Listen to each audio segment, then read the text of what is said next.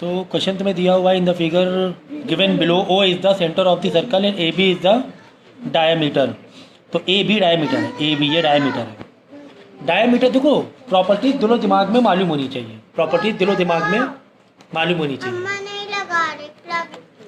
तो जैसे हमने वर्ड सुना डायमीटर, तो हमारे दिमाग में दिलो दिमाग में प्रॉपर्टी जाग जानी चाहिए कि यार डायमीटर तो कुछ तो था, क्या था कि यहाँ पर 90 बन रहा था। अगर डायमीटर होता है तो सर्कमफ्रेंस पर 90 एंगल बनता है, ठीक है ना। ये दिलो दिमाग में प्रॉपर्टीज आनी चाहिए, फ़ौरन आनी चाहिए, मतलब फ़ौरन स्विच होना चाहिए। चलो अच्छा ठीक है। और एक और चीज़ दी गई है, A C is equal to B D, A C और बी डी। देखो ये और ये इक्वल दिया हुआ है, चलो अच्छी बात है। और ए ओ सी 72 है। फाइंड करना है हमें ए बी सी, ठीक है। बी ए डी पता करना है, ठीक है। कम से कम डायग्राम तो एक बड़ा बना के दे दो यार, तुम लोग सारा काम डायग्राम से बता देंगे। तो तुम्हें ये इन्फॉर्मेशन गिवन थी जिसमें से दूसरा कलर पेन है कहाँ, एक मिनट पेन लो इधर, एक मिनट। देखो इसमें से ये ए सी कह रहा है इक्वल है ये बी डी से, ये एक और इन्फॉर्मेशन दी गई है, ठीक है, सही है। ये इसके इक्वल दी गई है, ये 72 है। अब हमें पता है डायमीटर है, तो डायमीटर पूरा जो ये जो डायमीटर है, तो डायमीटर से और बेस से जो ट्रायंगल बन रहा है और जिसका एंगल सब कहाँ पर है सर्कमफ्रेंस में, तो वहाँ एंगल कौन सा बन जाएगा, 90। ये पूरा 90 बनेगा ऐसे करके। ये तो 90 बन गया, ठीक है। अब इसमें देखो सेम बेस से कोई चीज़ें निकल रही हैं क्या, जैसे एक बेस से ये ट्रायंगल है और इस बेस से कोई ट्रायंगल है, नहीं है। यहाँ देख लो एक, हाँ यहाँ वाला देखो चीज़ें आ रही सामने, इधर आ रही है। कैसे, एक देखो सेंटर में जा रहा है और एक जा रहा है सर्कमफ्रेंस में, वही आधा और डबल वाला कॉन्सेप्ट। सेंटर में डबल रहता है, सेंटर हमेशा ज़्यादा रहता है, तो सेंटर में ये वाला नहीं, कौन सा, इसके सामने ये छोड़ के पीछे वाला है ना, समझे। तो ये 72, तो ये वाला छोड़ के ये वाला आधा 36, ये हो गया 36। कहाँ से, यहाँ से ये इतना, ठीक है ना। देखो ये ए सी है, ये 72, ए सी से ए ओ सी बना और ए सी से ही ए बी सी बना, सेम बेस से, बेस सेम रहेगा तो सेंटर पर सर्कमफ्रेंस एंगल आधे और डबल हो जाएंगे। वहाँ पे ठीक है, ये बात समझ में आ गई। ये मिल गया 36, आधा एंगल मिल गया, सेंटर पे क्या होता है, डबल होता है, ठीक है। और देखो क्या क्या चीज़ें मिल रही हैं, कुछ इन्फॉर्मेशन मिस तो नहीं है, नहीं है, सारी चीज़ें हो गई ना। अब ये इक्वल क्यों दिया है ये अभी हमें सोचना है, ठीक है। अच्छा एक लॉजिक और भी लग रहा है यहाँ पे, देखो इस बेस से एक ये ट्रायंगल बन रहा है और एक ये बन रहा है, देखो ये भी 90 तो ये हाँ वेरी गुड वेल डन, ये भी 90 हो जाएगा क्योंकि डायमीटर से ही तो यहाँ पे बन रहा है, तो ये भी कितना हो जाएगा, 90 हो जाएगा, ठीक है ना। अच्छा और क्या निकालना है, निकालना क्या क्या है, A B C, B A D, A B D, ठीक। स्टेटमेंट में लिखना आना चाहिए, स्टेटमेंट में जैसे 36 लगाया है तो हम लोग कैसे करेंगे मालूम है कि A B C, angle A B C is equal to 36, in bracket क्या दोगे, सेम बेस सेम सेगमेंट ले लो, same base same segment angle on centre, हाँ एंड सर्कमफ्रेंस ठीक है ना। तो ऐसे ब्रैकेट में देना 72 का डिवाइड बाई 2, मतलब 72 का आधा करेंगे हम, ठीक है, यही थ्योरम बताता है। आगे बात समझ में।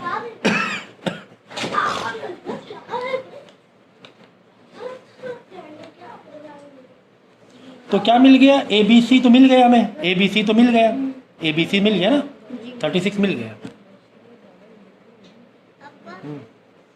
वो जो है जो पहले करेगा, हाँ उसको मिलेगा।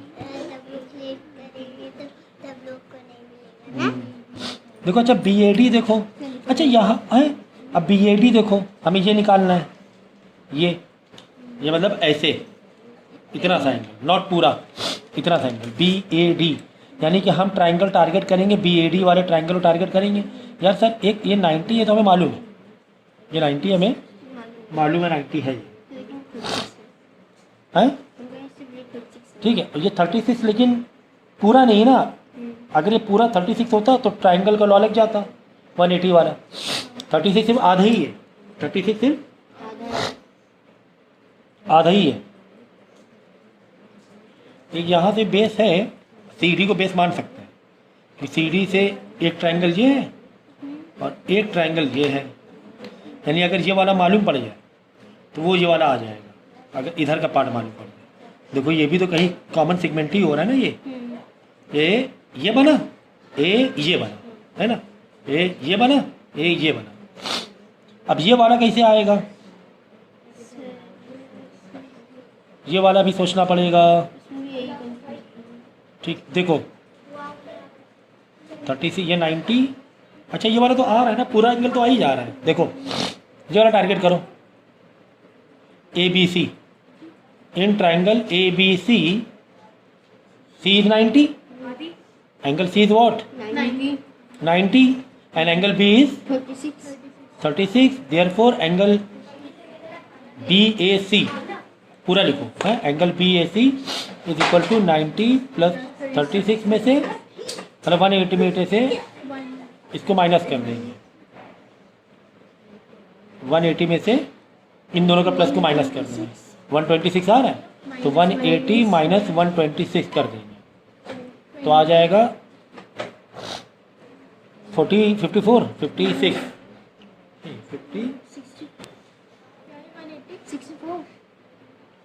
54 आ जाएगा।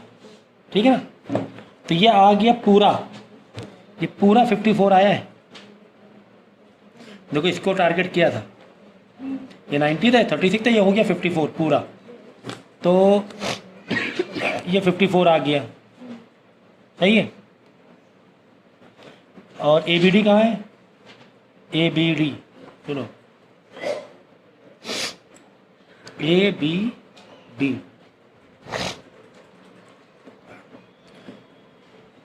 ये देखो एक साइक्लिक 90 तो ये है ना, वो पूरा नहीं है।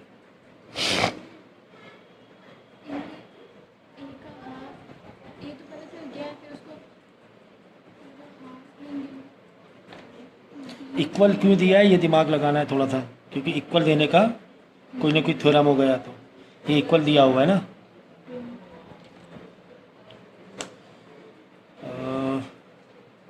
22 से बाजू में आ गए तो मिल जाएगा, ये आ गया पूरा का पूरा 54।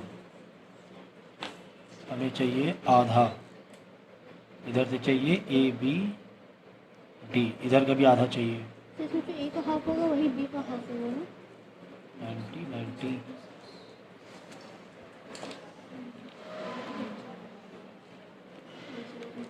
54 तो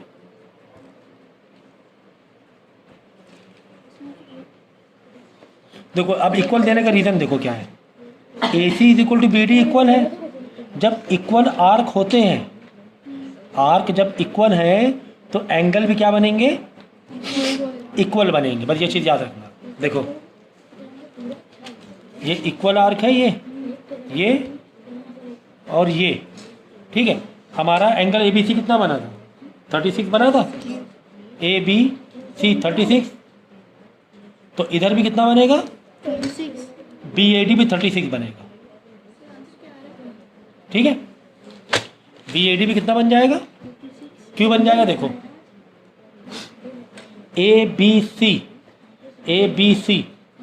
ABC में ये आर्क यूज हो रही है, तो इस आर्क के अपोजिट 36 है। 36 कहाँ पर है, इस आर्क के अपोजिट 36 है। तो इसी तरीके से ये लाइन BD इक्वल है, तो ABD में BD है, तो BD के अपोजिट, हाँ BD के अपोजिट, BD का अपोजिट देखो ये छोटा वाला एंगल, इधर ये वाला एंगल, ये भी 36 है। हो जाएगा। ये वाला पूरा तो 54 था, लेकिन जिसमें ये वाला कितना है, 36। कैसे, ये एक लॉ है, क्या लॉ है कि इक्वल आर के अपोजिट एंगल क्या होंगे, इक्वल होंगे। ये इस ट्राइंगल में ये लाइन इक्वल थी, आर्क इक्वल था। इस ट्राइंगल में देखो ये ट्राइंगल है, ये आर्क इक्वल था। इसके अपोजिट, अब इसके अपोजिट 36 है, ये देखो 36 है। ये ट्राइंगल टारगेट करो, अब ये ट्राइंगल टारगेट करो, ये वाली इसके इक्वल है ना, ये ट्राइंगल टारगेट करो, ये इसके अपोजिट ये, तो 36 ये भी हो जाएगा, पूरा था 54। अब देखो ए बी डी, अब 36 हो जाएगा। अब हमें निकालना है ए बी डी का। देखो ये वाला तो ए बी डी निकालना है। अब ये ट्राइंगल में ये वाला 36 हो गया, ये वाला 90 है, ए बी डी निकालना है ना। ये देखो कैसे टारगेट करोगे ए बी डी, कैसे टारगेट करोगे ना, ए बी डी, यही हुआ ना, अरे सही है, ए बी डी, जिसमें ये वाला 36 हो गया, ये वाला 90 मालूम है डायमीटर की वजह से, तो 36 प्लस 90 को 180 से माइनस कराओगे तो ए बी डी ये आ जाएगा, ये वाला 36 का आधा है, वो तो उसके लिए 36 मालूम पड़ा ना। 36 इतना सा एंगल 36 था, ए बी डी हमें ये वाला चाहिए ना, पूरा वाला। 36 तो सिर्फ इतना सा था, 36 कितना था, सिर्फ ये वाला पार्ट था भैया। 36 कौन सा पार्ट था, आधा पार्ट था सिर्फ, वो तो इसकी वजह से हमने ये निकाल लिया था 36, क्योंकि ये आर के अपोजिट 36 था, ये देखो 36 था, तो ये आर के अपोजिट ये भी 36 हो जाएगा, वो इसके लिए चाहिए। लेकिन हमें क्या चाहिए था, पूरा चाहिए था, ये वाला ए बी डी, एंगल को रीड करना सीखो, ए बी डी ऐसे पूरा चाहिए था, आधा नहीं चाहिए था। ये 36 था, हमें क्या चाहिए था, पूरा चाहिए। पूरा कैसे मालूम पड़ा, ये ट्राइंगल को हमने टारगेट किया, जिसमें ये वाला 36 मालूम पड़ गया था पहले ही, ये 90 मालूम है डायमीटर की वजह से, तो ट्राइंगल का 180 से माइनस कर लेना। तो ये भी एक प्रॉपर्टी कहीं पर लिख लेना, इक्वल जो आर्क होते हैं वो सरकमफ्रेंस पर क्या इक्वल बनाते हैं, लेकिन कहाँ पर, एट सरकमफ्रेंस एंड सेंटर से वो लाइन जानी चाहिए। नेक्स्ट कौन सा बताइए, 4 वाला। क्वेश्चन 4 में देखो दिया हुआ इन द फिगर, देखो क्वेश्चन दिया हुआ in the figure below O is the centre of the circle if Q R is equal to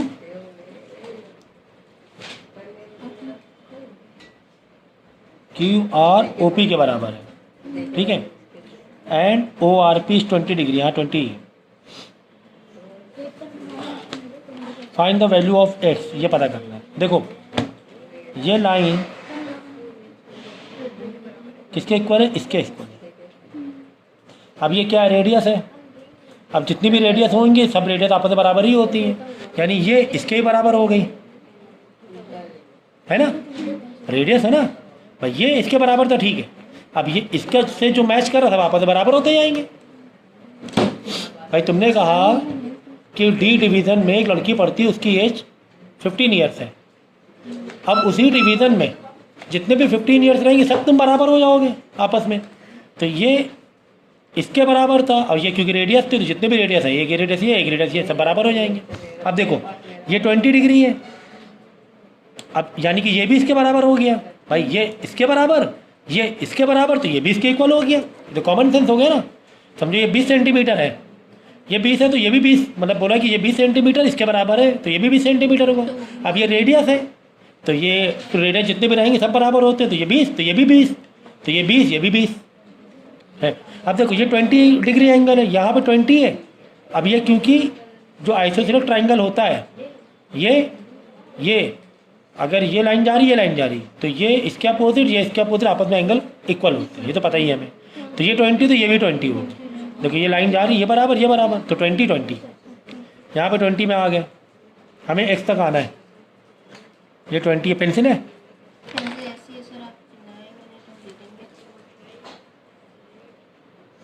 ठीक है ना, ये भी 20 हो गया, दिख रहा है ना। ले अब बड़ा हो गया, धूम कर दिया, ये 20 में आ गए। अच्छा ये 20 20 40 हुआ, ये 20 40, तो ये वाला कितना हो गया 40 140। वेरी गुड, अच्छा दिमाग चला आ रही मिस आसिया, वेल डन बेटा, ठीक है ना। तो ये 140 हो गया। अच्छा ये 140 भाई देखो हमें x निकालना है, ये 20 मालूम पड़ गया। अगर ये मालूम पड़ जाए तो तीनों का टोटल 180 होगा, क्योंकि स्ट्रेट लाइन है, तीनों टोटल कितना होता है 180। तो तीनों को प्लस करेंगे, एक तरफ के बाकी सबको दरवेज के निकालने के, लेकिन ये मालूम पड़ जाए यार, ये मालूम पड़ जाए तो देखो 20 40 ये 140 140 ये, तो बाजू वाला कितना हो गया स्ट्रेट लाइन, स्ट्रेट लाइन मतलब टोटल 180 होता है। ये 140 तो 180 से 140 माइनस करो, ये वाला हो जाएगा 40।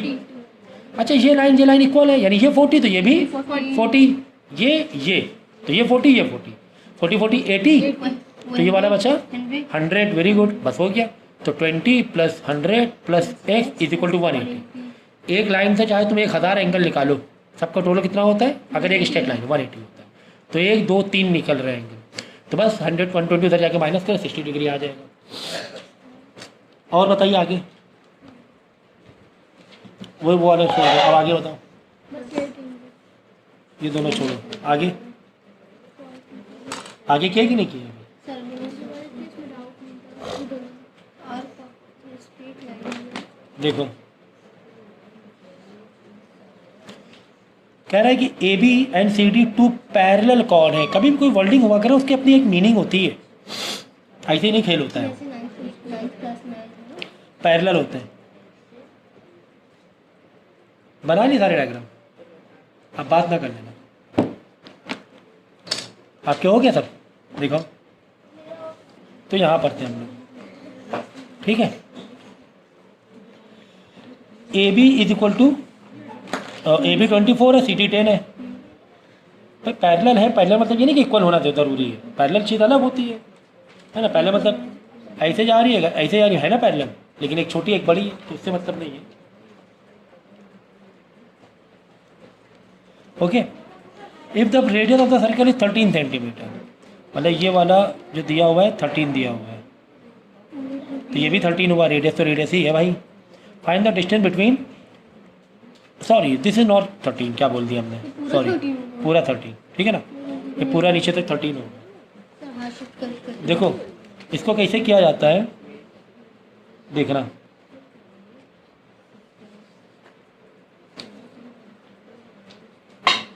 डायग्राम जहाँ बना ही ले रहे हैं,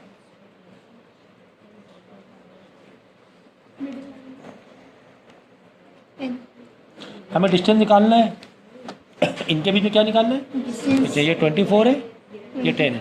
डिस्टेंस निकालने के लिए देखो डिस्टेंस परपेंडिकुलर, ये सब एक ही बात होती है, परपेंडिकुलर डिस्टेंस हाइट, ठीक है, सब एक ही बात है। लेंथ नहीं, लेंथ से क्या मतलब, ये सब एक ही बात है।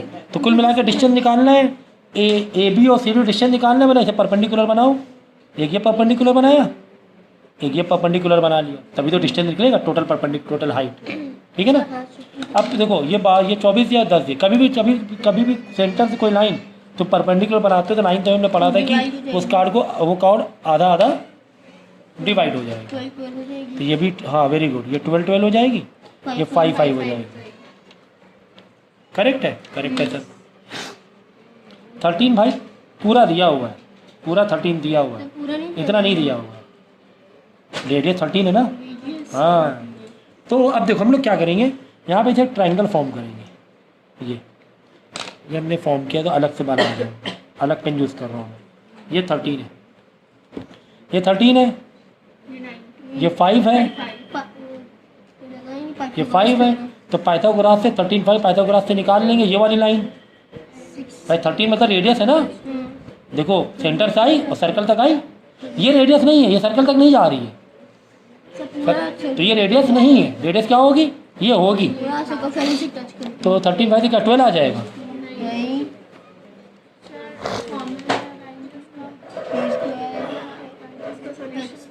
ट्वेल्व आएगा ना,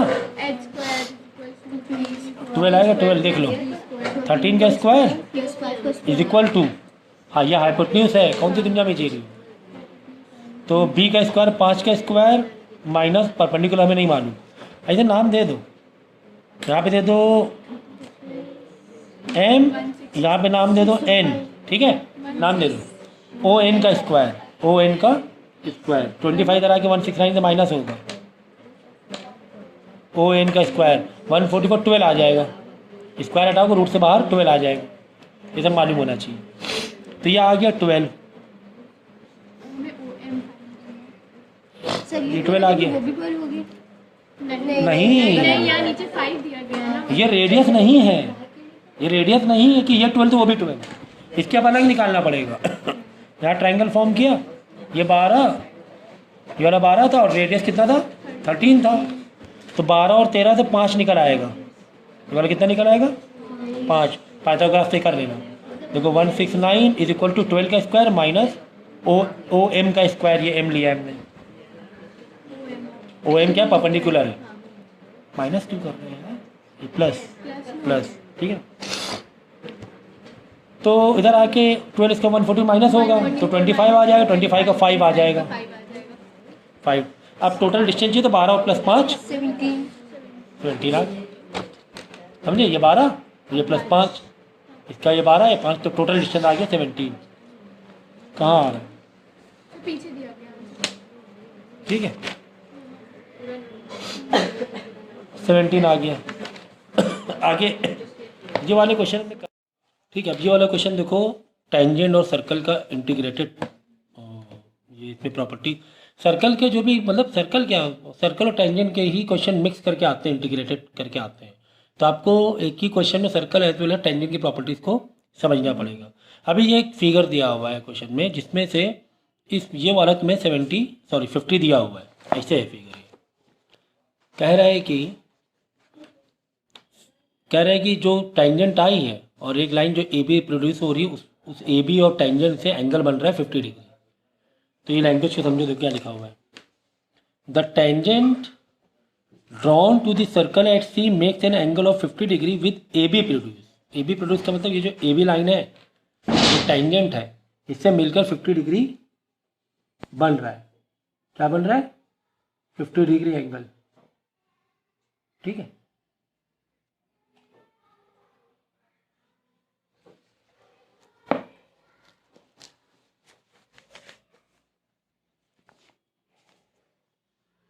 अब देखो, अब पूछ क्या रहा है, पूछ रहा है कि ए सी बी, ये वाला पूछ रहा है एंगल, ये बताओ, ये एंगल पूछ रहा है और कह रहा है कि ई डी सी 90 है, ई डी सी 90। देखो यहाँ पे एक डायग्राम बता दिया गया है, मतलब ये समझो एक तरह क्वेश्चन ही है पूरा। अभी फिलहाल कह रहा है कि ई डी सी 90 है, यहाँ पर 50 बैठा हो, निकालना यहाँ पर कहीं है, ये वाला निकालना है, ये क्वेश्चन मार्क है तुम्हारा। चलो ठीक है, प्रॉपर्टी दोनों दिमाग में हमेशा रहनी चाहिए, फिगर देखकर चीज़ें पता चल जानी चाहिए। अब इसमें डायमीटर दिख रहा है क्या, नहीं, हटा दो डायमीटर की प्रॉपर्टी। सेम एक कॉर्ड से सेम एंगल दिख रहे हैं क्या, नहीं, ये कॉर्ड ये दिख रहा है तो दूसरा कुछ बन ही नहीं रहा है, ये कॉर्ड यहाँ बन रहा है कहीं और बन ही नहीं रहा, हटा दो। सेंटर डायमीटर वाला कॉन्सेप्ट भी, डायमीटर ही नहीं दिया इसमें। ये लाइन एसी का मतलब ये नहीं कि डायमीटर है, सुन लो, एसी अगर डायमीटर तो यहाँ पर ओ दिया रहेगा, तो डायमीटर नहीं समझना है, तो वो भी कॉन्सेप्ट नहीं लगाना है, ठीक है। लेकिन डायमीटर ये हो जाएगा, कैसे हो जाएगा बाद में बताएंगे, but it is not given, but after ये जो इफेक्ट्स हैं उसकी वजह से डायमीटर हो रहा है, बात अलग है, but in question AC is not a diameter, तो वो एक प्रॉपर्टी नहीं लग पाएगी। तो प्रॉपर्टी को हटाते जा रहे हो तुम। साइक्लिक क्वाड्रिलेटरल है क्या, अरे यार साइक्लिक क्वाड्रिलेटरल तो है, हाँ, यानी ये वाली प्रॉपर्टी अभी जिंदा है, तो ऐसे दिमाग लगाया जाता है। इसके अलावा देखो टेंजेंट की प्रॉपर्टी है वेरी इंपॉर्टेंट, कि याद रखो कि एक जैसे सर्कल से एक टेंजेंट है, इस टेंजेंट के पॉइंट से अंदर एक ट्रायंगल फॉर्म है, इस टेंजेंट के पॉइंट से अंदर क्या फॉर्म है, ट्रायंगल फॉर्म है, कुछ इस तरीके से समझो, ऐसा कुछ भी हो सकता है, ऐसे फॉर्म है। तो इसकी प्रॉपर्टी दिमाग में रखना। देखो समझो कि यह एंगल दिया हुआ है, समझो कि यह एंगल दिया हुआ है 50, मान लो 50 दिया हुआ है, तो अगर टेंजेंट के पॉइंट से उस पॉइंट से ट्रायंगल फॉर्म है, इस पॉइंट से ट्रायंगल का इन्वॉल्वमेंट है, तो ये 50 किसके बराबर हो जाएगा, जब मार के अंदर ट्रायंगल में आओ, आ गए बच्चा, तो ट्रायंगल दिख रहा है, हाँ दिख रहा है, तो ये 50 डिग्री ट्रायंगल की ये लाइन हटा दो, क्योंकि ये ऑलरेडी टेंजेंट के साथ इस्तेमाल हो गई है। ये लाइन हटाने में कौन सी दो लाइन बच रही है, समझो ये दे दिया हमने ए बी, यहाँ पे दे दिया सी, ए बी और ए सी बच रही, ए बी और ए सी बच रही, ये लाइन हटा दो। क्या समझे? फिर से बता रहे हैं, देखो तुम्हारे पास एक टेंजेंट से एक पॉइंट था, ठीक है, वहाँ से एक एंगल बन रहा था, बोला उस पॉइंट से एक ट्राइंगल अंदर बना हुआ था, उस पॉइंट से क्या बना हुआ था? अंदर एक ट्राइंगल बना हुआ था। मतलब ये टेंजेंट है, ये पॉइंट है, यहाँ से ट्राइंगल बना हुआ है और ये एंगल तुम्हें दिया हुआ था, एक साइड का एंगल, नॉट इनसाइड वाला, ये वाला नहीं, ये वाला नहीं, ये वाला इधर, ये वाला एंगल टेंजेंट से नहीं बना है, ये वाला एंगल ट्राइंगल की ये लाइन और ये लाइन से बन रहा है। अगर इस एंगल की बात करोगे, टेंजेंट से कौन सा एंगल बनेगी? या तो ये या तो ये, है ना, यही तो बन रहे तो, या तो ये या तो ये। समझो ये वाला 50 दिया हुआ है, 50 दिया है, अंदर आके जंप मारा, जंप मारा, ट्राइंगल के अंदर हम कैप्चर हो गए कैप्चर।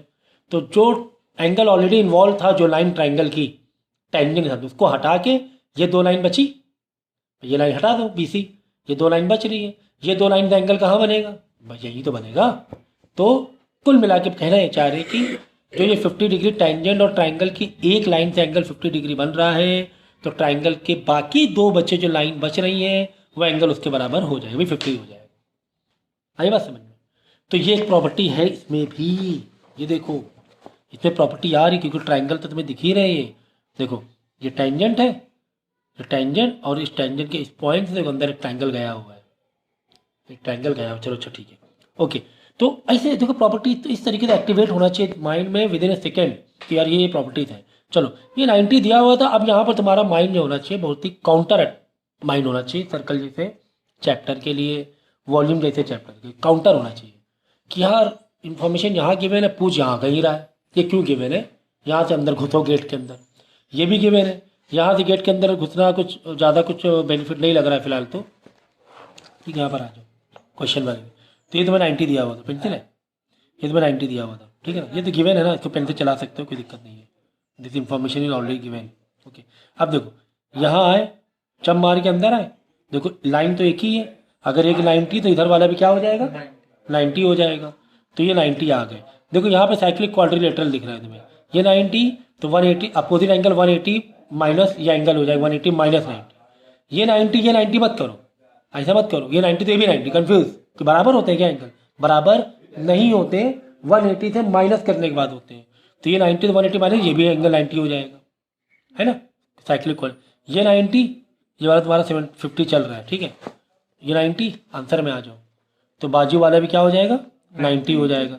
अब ये ट्राइंगल को टारगेट करो, ये वाले, ये 50, ये 90, ये 50 90 140, तो ये वाला एंगल हो गया कितना?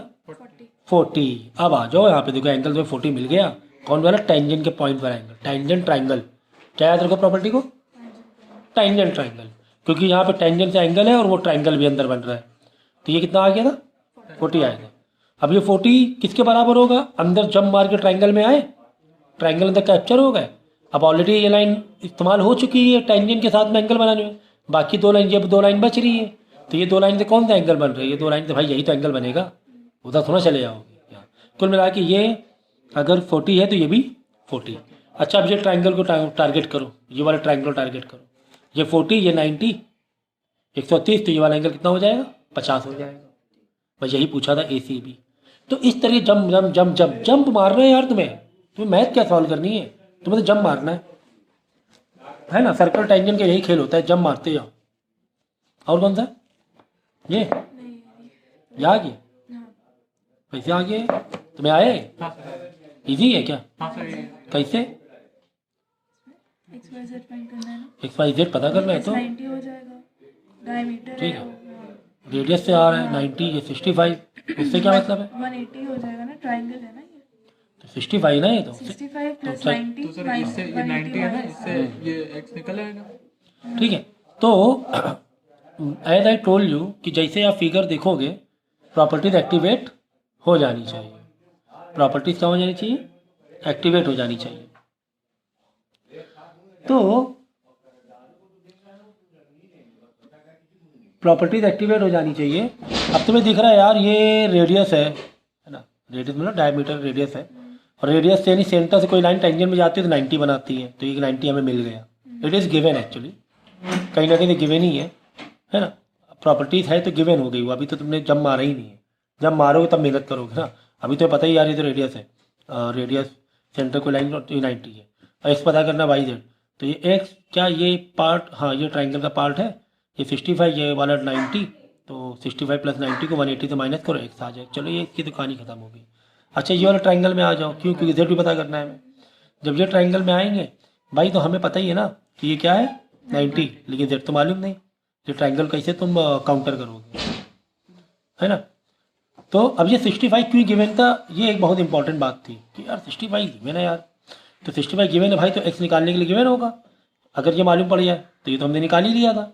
लेकिन अब यहाँ से आने में क्योंकि हमें वाई और जेड भी चाहिए, तो अब हमारे पास क्या क्या चीज़ें हैं। चलो ये अगर 65 तो बाजू वाला मालूम पड़ जाएगा, लेकिन उससे कोई फ़र्क पड़ रहा है नहीं, क्या यूज़ होगा इसमें? सर अगर ये 25 है तो ये भी 25 होगा, क्योंकि दोनों 25 ये 25 हो गया। हाँ सर 25 है तो ये भी 25 है क्यों ये 25 होगा? सर, क्योंकि ये रेडियस है ना, दोनों रेडियस है। बस तो रेडियस है ना, ये मैंने हमेशा का रेडियस को दिलो दिमाग में हमेशा रखा करो, ठीक है ना? रेडियस की प्रॉपर्टी नहीं, लेकिन रेडियस से ट्राइंगल का लग जाता है, तो रेडियस दिलो दिमाग रखना है। तो कुल मिलाकर हाँ ये रेडियस अगर ये तुम्हारा कितना आ रहा था 90 प्लस 65 से 155 25 आ रहा था, तो ये 25, तो ये पॉइंट से रेट देखो 25, देखो ये और ये रेडियस है ना, तो ये लाइन इधर, ये लाइन इधर सेंटर से गई, तो ये 25, तो ये भी 25 उसके ऑपोजिट ठीक बगल है। वाला और 25 के अपोजिट 25 के अपोजिट 25, क्योंकि वर्टिकल अपोजिट कट्टम बन रहा है, जब कट्टम बने तो अपोजिट 25, ये 25। अब ये ट्राइंगल टारगेट कर लो, ये 65 था तो बाजू वाला 180 माइनस 65 115 है, 115 आ गया, 115 प्लस 25, ये वाला ट्राइंगल टारगेट करो। तो 180 से 115 प्लस 20 कितना 115 प्लस 25 को 180 से माइनस करो, जेड आ जाएगा, है ना? जेड आ जाएगा। अब वाई अभी बच रहा है, अब बड़े वाला ट्राइंगल टारगेट करो, ये सर ये 25, ये भी 25, तो 180 से माइनस करके अब वैसे भी आ जाएगा। अदरवाइज ये वाला ट्राइंगल टारगेट कर सकते हो, ये मालूम है तुम्हें, ये मालूम है 180 वाई आ जाएगा, वरना ये भी पता है तुम्हें एक्स मालूम है, ये भी पता है 25 50, ये हो गया तुम्हारा 130, 130 के बाजू में आ जाएगा, तो 50 180 माइनस करो आ गया 50, तो जैसे चाहे वैसे निकाल सकते हो।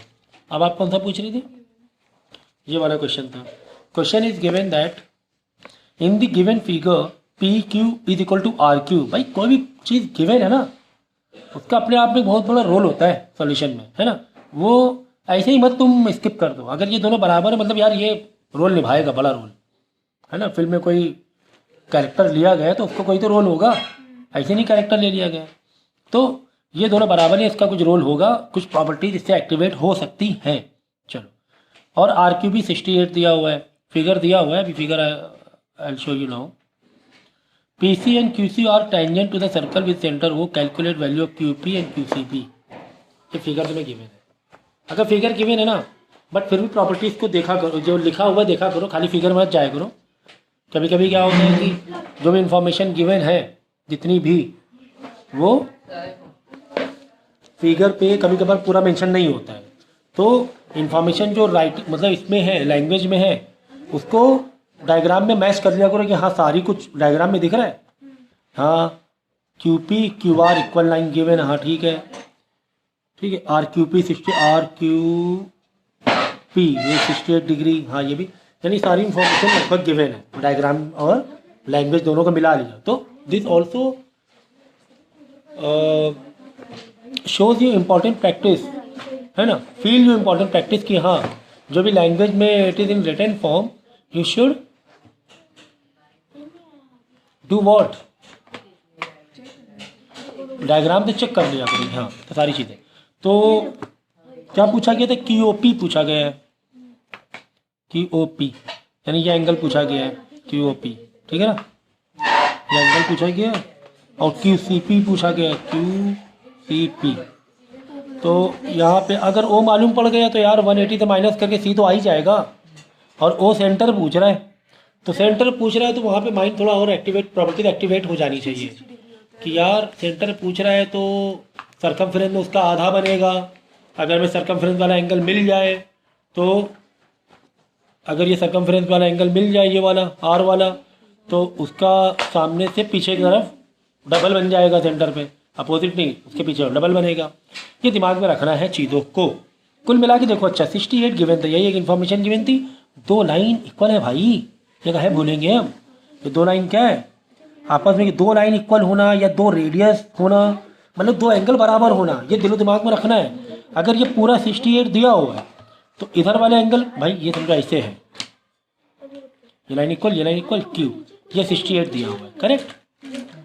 तो अब एक्स किसको मानोगे, याद रखो किसको लेट करना है, ये भी समझो आइसोसेलेस ट्रायंगल में ये लाइन इक्वल और एक ही पॉइंट से 2 लाइन निकालो जो लाइन इक्वल है। इधर से नहीं कर सकते हो, क्यों, ये लाइन इक्वल ये नहीं है इक्वल, इधर से नहीं कर सकते, ये लाइन उसके इक्वल है ना, ये लाइन थोड़ा इक्वल है इन दोनों।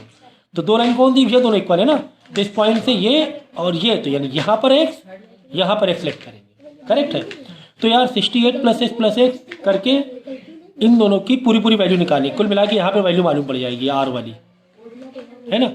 x + x कितना ईजी था यार, ये इज इक्वल टू 180, यानी 2x is equal to 180 minus 68, यानी कि x इज इक्वल टू 180 माने 112 आ जाएगा, 112 divide by 2 and then x will be your 66। तो ये 66 आ गया। तो सर्कमफ्रेंस में अगर 66 आ गया और सेम कॉर्ड होना जरूरी, सेम कॉर्ड से सर्कमफ्रेंस बन रहा है, सेम कॉर्ड से सेंटर में बन रहा है, तो आधा और डबल वाला लग जाएगा। तो ये कितना 66 आ रहा है, तो ये वाला आ जाएगा 112, ये आ गया 56 आ रहा है। कितना आ रहा था 56, ये अगर 56 आ रहा है तो ये वाला 112 आ जाएगा, ठीक है ना। तो ये 112 आ गया। अब ये 112 आ गया, PCQ या QCP निकालना है, तो यार इन दोनों टोटल 180 होता है, क्योंकि कॉमन पॉइंट से टेंजेंट आ रही है ना, जब कॉमन पॉइंट से टेंजेंट आए तो अपोजिट एंगल का टोटल 180 के बराबर हो जाता है। How easy actually it was. Next तो क्वेश्चन तुम्हें दिया हुआ है सेक्शन फॉर्मूले का ना, find the value of P if this point and this point are collinear, ठीक है ना। कोलिनियर का मतलब होता है कि पॉइंट एक ही लाइन पर है। कोलिनियर का मतलब क्या होता है, पॉइंट कहाँ पर है, एक ही लाइन पर है। तो ये हमें क्या करना है, दिया हुआ है कोलिनियर है, प्रूफ नहीं करना है, कोलिनियर है ये प्रूफ नहीं करना है, कोलिनियर दिया हुआ है। हमें तो अननोन कोई वैल्यू है वो पता करना है। ये वैल्यू P, एक पॉइंट है P -2 -5, 6 1, 2, तो ये कोलिनियर है, ये हमें मालूम है। और जिसमें एक अननोन एक ऑर्डिनेट या एक एब्सिसा है P, x का एक पॉइंट है P, वो हमें पता है करना है। तो कोलिनियर का मतलब क्या होता है, क्या एक प्रॉपर्टी, जैसे आप नाम सुनते हो कोलिनियर, तो कौन सी प्रॉपर्टी एक्टिव जैसी हो जाती है कि हाँ यार कोलिनियर हमने नाम सुना, हमने पैरेलल नाम सुना, हमने परपेंडिकुलर नाम सुना, तो कुछ प्रॉपर्टी दिलो दिमाग में आ जानी चाहिए। वैसे अगर कोलिनियर नाम आप सुनोगे तो कौन सी प्रॉपर्टी दिमाग में आ सकती है, ये बताओ। तो हम लोग क्या करेंगे, ये एक लाइन में है और सेक्शन फॉर्मूला लगा देंगे, सेक्शन फॉर्मूले से इसको सॉल्व करने की कोशिश करेंगे, ठीक है ना। अब कैसे करेंगे देखो, जैसे कि ये वाला M1 ले लें, M1 को 1 ले लो और M2 हमें नहीं पता, M2 को M2 रहने दो, M1 को 1 ले लेंगे, ठीक है। तो इससे बेनिफिट क्या होगा सर, इससे क्या बेनिफिट मिल जाएगा, क्या फ़ायदा, कुछ फ़ायदा होने वाला है क्या, फ़ायदा तो कुछ दिख नहीं रहा है भाई। अगर यहाँ पे PX लगाओगे, PX मतलब ये वाला P है ना, इज इक्वल टू, फॉर्मूला क्या होता है, x2 का मल्टीप्लाई M1 से, M2 का मल्टीप्लाई x1 से अपॉन M1 प्लस M2। आप बोलो सर PX मालूम है, हाँ सर मालूम है, M1 मालूम है, हाँ सर 1 है, x2 मालूम है, हाँ सर माइनस x2 2 है, M2 मालूम है सर, M2 नहीं मालूम है, x1 मालूम है सर, x1 भी तो नहीं मालूम है, x1 P है ना भाई, यहाँ डेटा डालो, देखो PX कितना है -5, PX मतलब कहीं पर बीच में कोई पॉइंट होता है, PX PY माना है, PY कितना है 6 है, x1 कितना है, p है, x2 कितना है, 1 है, ये x1 है, ये x2 है, ये y1 है, ये y2 है। इसको x1 x2 नहीं, सेक्शन फॉर्मूला कॉन्सेप्ट नहीं क्लियर, इसका मतलब आपका मिड पॉइंट मिड पॉइंट ना बोलो word, somewhere in between A and B, A and B, in between. Mid point इसका मतलब ये नहीं कि मिड पॉइंट हो, जो ए और बी के बीच में कहीं पर रहेगा, not in exact mid point, इन दोनों के बीच में, मतलब इन दोनों के अंदर जो पॉइंट रहेगा वो पी एक्स पी वाई होता है। ये पी एक्स पी वाई या ये पी एक्स पी वाई नहीं होता है, ये x1 होता है, y1 होता है, ये x2 होता है, ये y2 होता है। लेक्चर सारे दिखना पड़ेंगे, सब भूल गए। तो y1 कितना है, 1 है, y2 कितना है, सॉरी y1 है तुम्हारा -2, y2 है 2, ठीक है। अब देखो अगर px लगाते हो तो px से मकसद हल हो रहा है क्या, क्योंकि तुम्हें m2 भी नहीं मालूम है, तुम्हें m2 मालूम है क्या, नहीं मालूम है, और क्या नहीं मालूम है, x1 भी नहीं मालूम है तुम्हें, दोनों नहीं मालूम, इससे नहीं हो पाएगा। पी वाई से करके देखते हैं, m2 का मल्टीप्लाई m2 का मल्टीप्लाई y1 से प्लस m1 का multiply upon m1 plus m2। P Y मालूम है, हाँ सर पी वाई मालूम है, m2 नहीं पता, y1 मालूम है, हाँ सर मालूम है, m1 मालूम है सर, 1 लेट कर लिया m1 को, m1 को क्या लेट कर लिया 1, m2 नहीं पता, ठीक है। तो m2 मालूम है, नहीं मालूम, y1 मालूम है, हाँ मालूम है, m1 हाँ सर लेट किया है 1, y2 मालूम है, y2 हाँ सर मालूम है। अब m1 मालूम है, मालूम है, m2 नहीं मालूम है, तो पूरे में क्या नहीं मालूम है, सिर्फ m2 नहीं मालूम है, पूरे में क्या नहीं मालूम है, m2 यहाँ से निकाल लो। और तुम्हें चाहिए क्या, तुम्हें चाहिए x1, तो m2 यहाँ पर डालना वैल्यू पहले वाले में px वाले फॉर्मूले से, और क्या निकाल लेना, x2 निकाल लेना। तो यहाँ पी वाई कितना है 6, m2 हमें नहीं पता, y1 कितना है -2 प्लस m1 कितना है 1, y2 2 अपॉन 1 प्लस m2, ठीक है ना। इधर आके मल्टीप्लाई होगा 6 प्लस 6 m2 हो जाएगा, इधर आके पूरा मल्टीप्लाई होगा ना,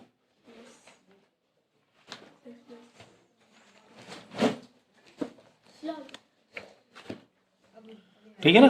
तो 6 का दोनों से multiply plus equal to minus का 2m2 प्लस 2, सही है। 2m2 इधर आके माइनस होगा, 6 इधर आके माइनस होगा, तो ये हो जाएगा 4m2 इज इक्वल टू 6, वहाँ जाके माइनस होगा तो -4 हो जाएगा। माइनस करा तो इधर जाके प्लस हो जाएगा ना, माइनस है, कहाँ है माइनस, आपने इधर -2 माइनस है, ठीक है। तो 8m2 हो जाएगा, कितना हो जाएगा 8m2 -4, यानी m2 आ गया 1/2, ठीक है। अब m1:m2 का जब रेशियो लोगे तो 1:1/2, ठीक है, मतलब 1/1/2 हो जाएगा। m1/m2 क्या हो जाएगा 1/1/2, तो ये 2 उधर जाके रेसिप्रोकल हो जाएगा, तो m1/m2 = 2/1 हो जाएगा। भाई देखो ना, m1 है, m2 आधा है, तो m2 हो जाए, मतलब m1 1 है तो m2 उसका आधा है, तो m1 को 2 कर लो, m2 को 1 कर लो, बात तो एक ही ना, m1 अभी भी डबल है ना, ऐसे समझो। तो कुल मिला के m2 आ गया 1। अब px वाले में तुम्हें m2 नहीं मालूम था और x1 भी नहीं मालूम था, x1 तो निकालना ही था क्वेश्चन के हिसाब से, m2 में 1 डालना और x1 निकाल लेना, सबको उधर भेज के सिंप्लीफाई कर, आगे बस समझ में। क्वेश्चन तुम्हें दिया हुआ, if the vertices of triangle A B C are, A is this, B is, plain page है, सी इज दिस, बुक नहीं आई कॉपी,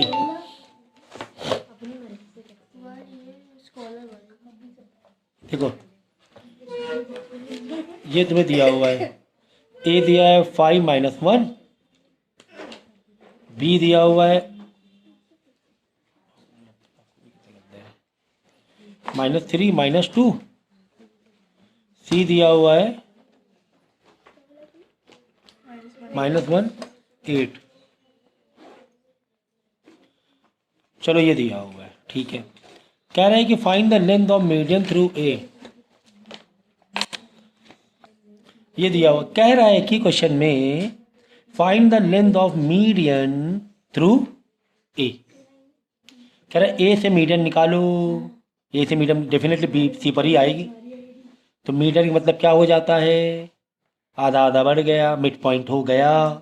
क्या हो गया, मिड को ले लो पी एक्स पी वाई, और हमें क्या चाहिए, इसकी लेंथ चाहिए। भाई ये वाले तो हमें पॉइंट मालूम है, अगर पी एक्स पी वाई वाले पॉइंट मालूम पड़ जाए तो डिस्टेंस फार्मूले से निकाल सकते हो, डिस्टेंस फार्मूले से। तो पी एक्स पी वाई पता करना कौन सी बड़ी बात है भाई, ये तो मिड पॉइंट है ना, है पी एक्स इज भाई मिड पॉइंट मतलब क्या हुआ, M1 भी 1 M2 भी 1, ये तो होता है मिड पॉइंट। तो P X is equal to, ये वाला पॉइंट निकाला, अभी ऊपर का भूल जाओ, समझे मिड पॉइंट है। P X is equal to M1 का मल्टीप्लाई H2 से कर दो, प्लस M2 का मल्टीप्लाई X1 से कर दो, डिवाइड बाई 2। ऐसा भी नहीं था, 1 1 है ना, सीधा सीधा X1, हाँ सीधा सीधा लगाओ ना, 1 1 2 बात एक ही आ जाएगी। H2 प्लस X1/2, तो यहाँ से क्या निकल जाएगा, पी एक्स। H2 क्या है, X1 H2 क्या है, ये X1 है -1 + -3 है ना, ये H2 है, divide by P X. P Y कैसे निकलेगा, y1 + y2 डिवाइड बाई 2 से पी वाई निकल जाएगा।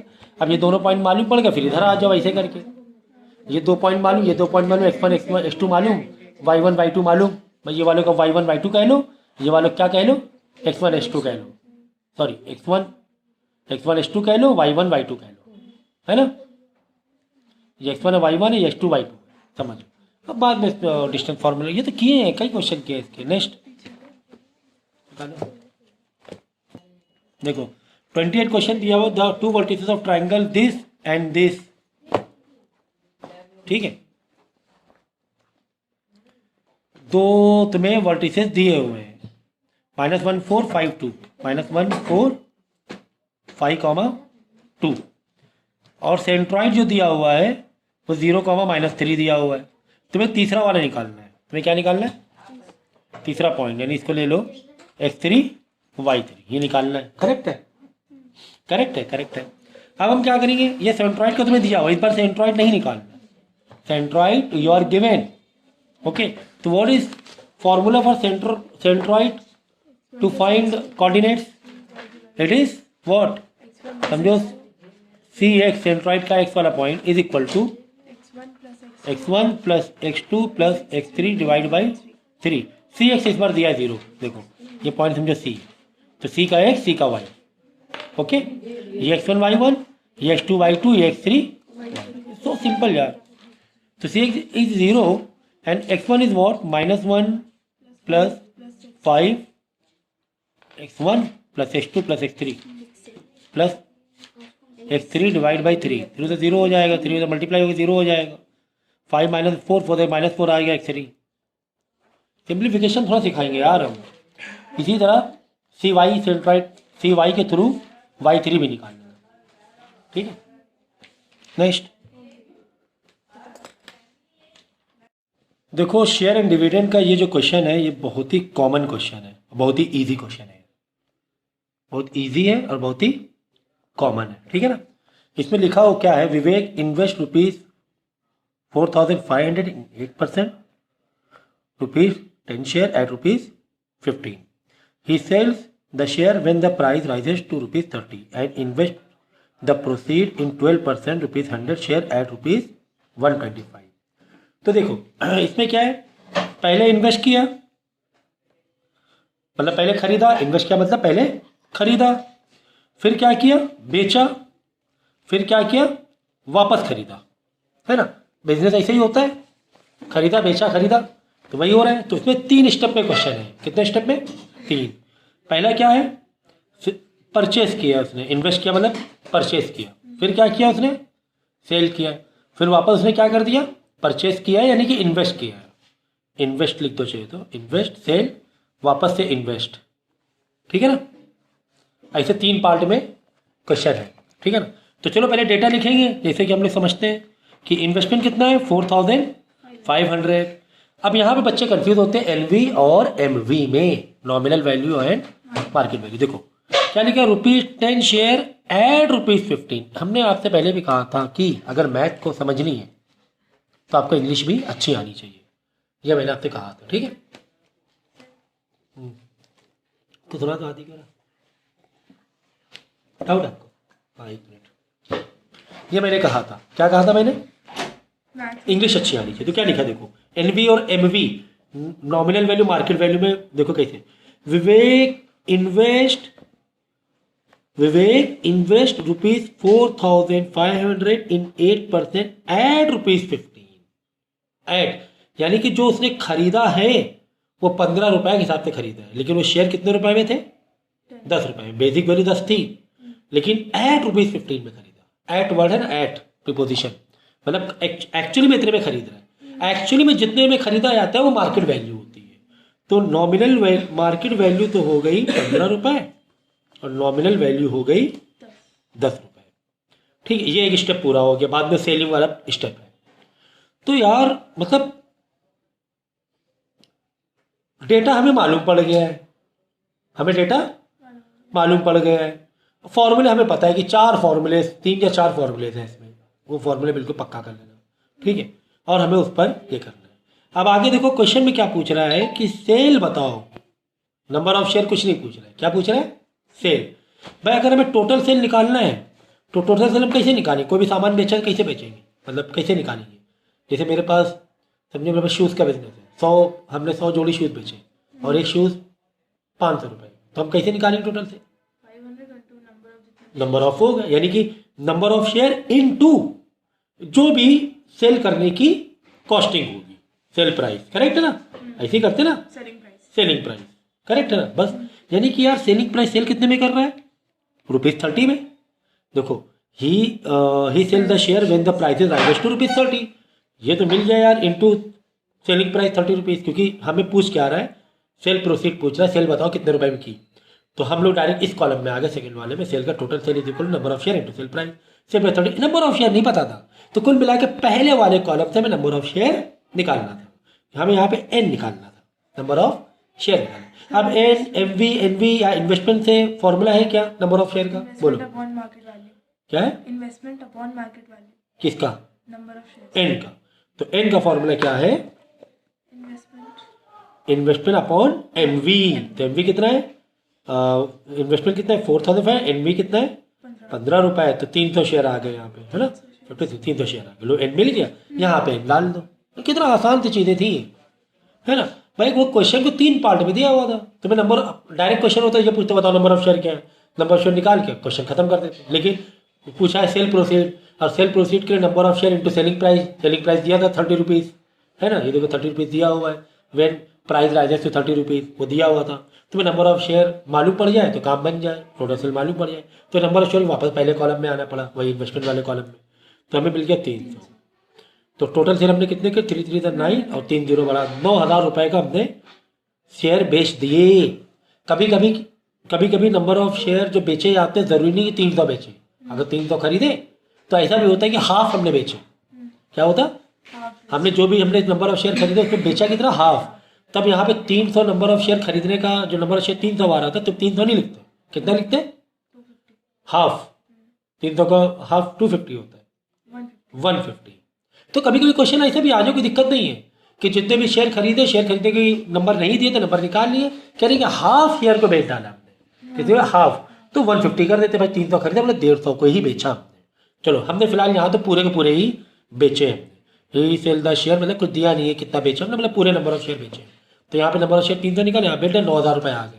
कह रहा वही 9,000 रुपये इन्वेस्ट द प्रोसीड इनटू, वापस उसने 9,000 रुपये इन्वेस्ट कर दिया, तो अब यहाँ वापस इन्वेस्टमेंट हो जाएगा। तो इन्वेस्टमेंट अमाउंट अब की बार कितना, 4.5 नहीं, अब की बार हो जाएगा 9,000 रुपये।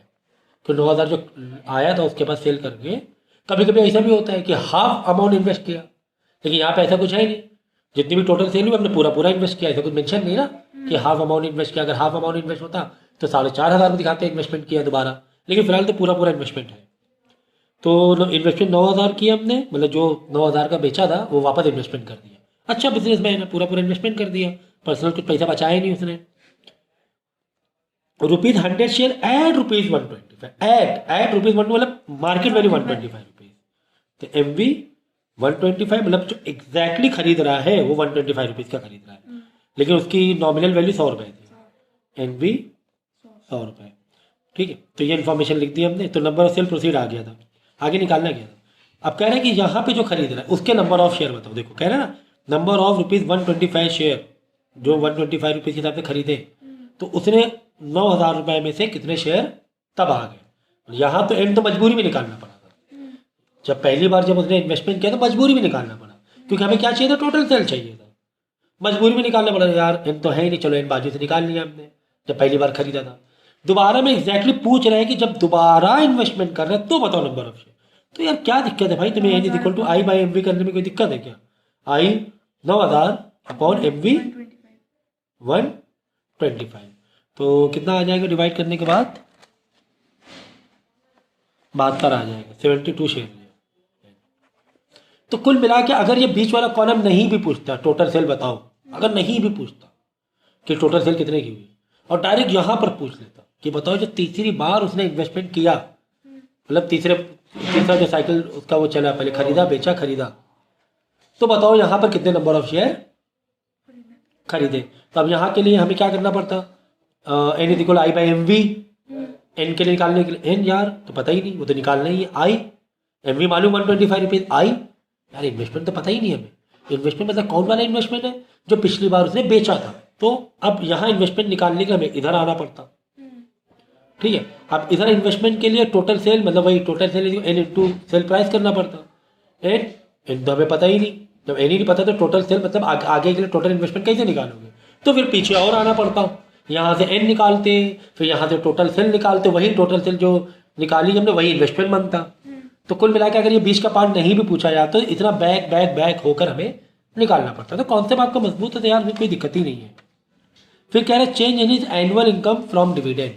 तो change in is annual income, भाई यहाँ पर एनुअल इनकम डिविडेंड कितना हुआ था? भाई दो जगह डिविडेंड होता है, इन्वेस्टमेंट पे ही डिविडेंड होता है। तो यहाँ पे डिविडेंड निकाल लो। डिविडेंड का फॉर्मूला क्या है, मतलब इनकम का फॉर्मूला है N into rate NV, nominal value है, मार्केट वैल्यू नहीं है। तो ठीक है, हाँ रेट मतलब भाई अपॉन 100 आ ही जाएगा। तो N कितना है 300 इंटू रेट कितना था, यहाँ पे रेट दिया देखो 8% है पहले वाले के लिए। पहले वाले के लिए कितना है 8%, ऐसे दिया ना, तो वो रेट होता है मतलब 8/100। और नॉमिनल वैल्यू जो इसकी 10 रुपये थी, तो 0 0 गया, 1 0 से 1 0, 3 इंटू 8 3 था 240 रुपीज़ डिविडेंड हुआ यहाँ पे। ऐसे रुपीज़ सिम्बॉल डाल दिया करो, 240 रुपये। यहाँ पे देख लो कितना हुआ, डिविडेंड इज इक्वल टू यानी income is equal to dividend is equal to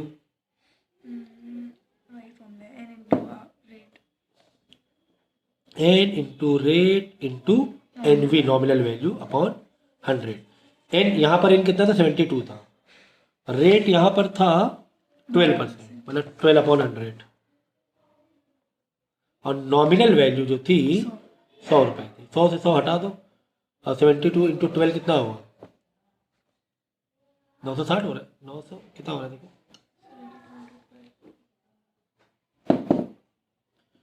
720 plus 144 कितना हो रहा है 864।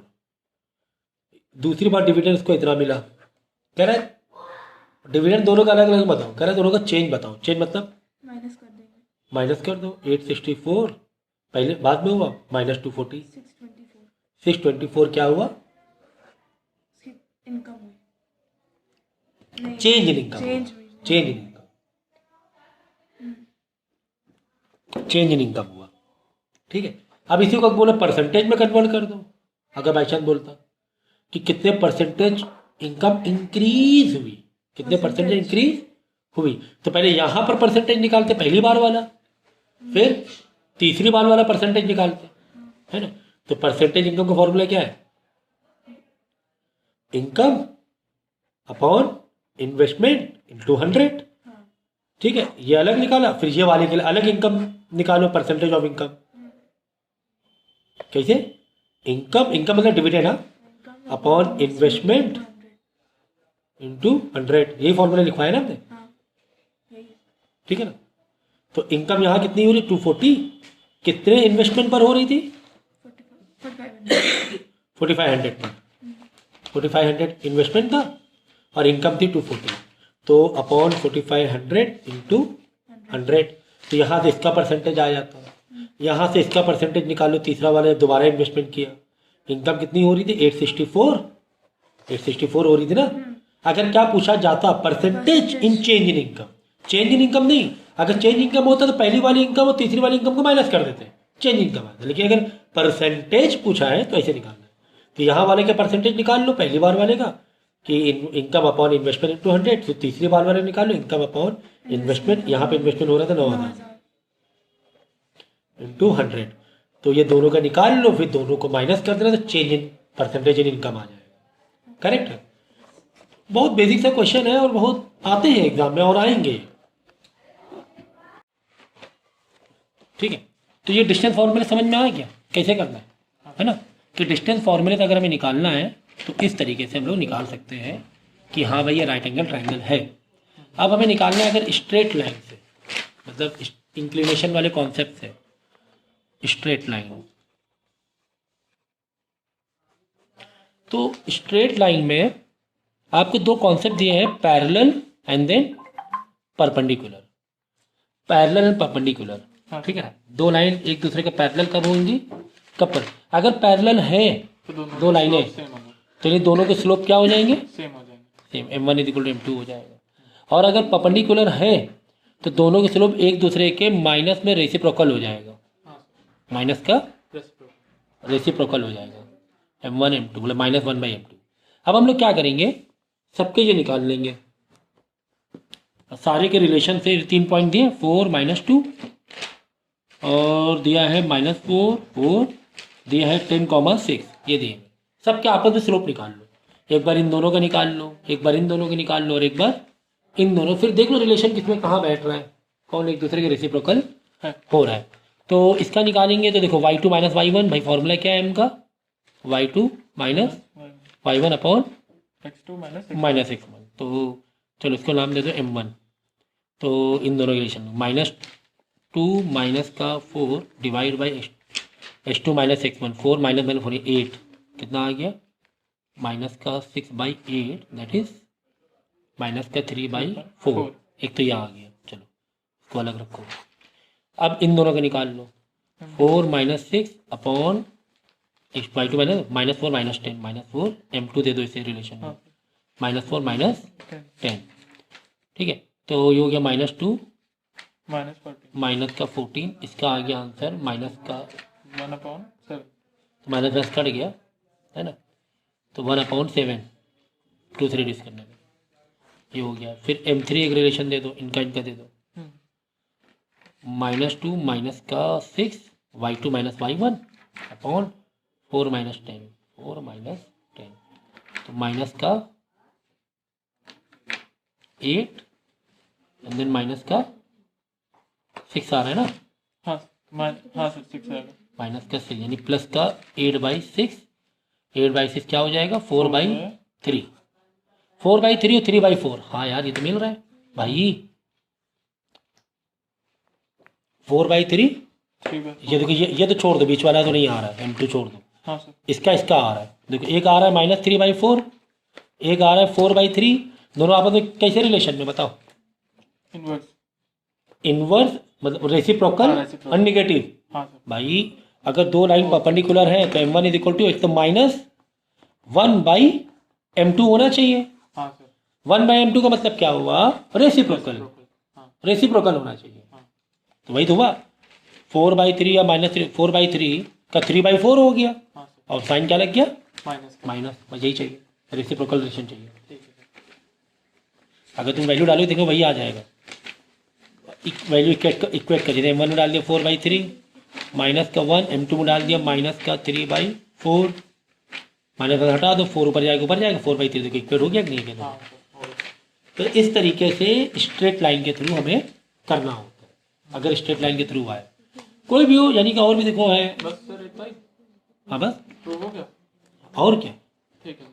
और क्या करना है इसमें।